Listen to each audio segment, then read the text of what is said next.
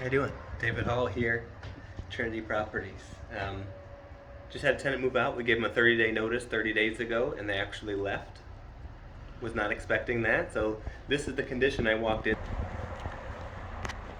So being a landlord might not be for the faint at heart, but this is actually a great situation. It went way better than expected. So this is 609 South Pennsylvania.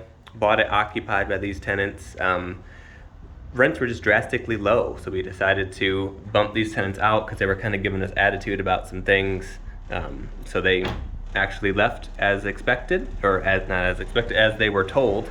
So now we can come in and do a light renovation on this place, bump rents up a little bit, and keep our cash flow going up and up. So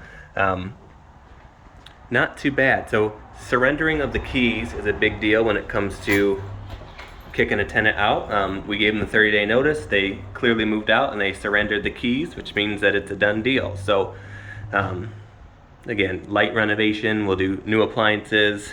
Not sure on the cabinets. There's such a small kitchen. We'll probably just do a new kitchen because a cabinet, this is only 1, 2, 3 on the bottom and 1, 2, 3 on the top. Countertop, new appliances. Flooring's not actually that bad in here, so we might leave that. But I love this bathroom. Check this out. It's quite original, but in mint condition, so not a lot of complaints there. I thought about reglazing it, but it's got so much character we might just leave it as is for the time being. So separate entrance there, and the main living room here that they were using as a bedroom. This is actually, they left it in great shape.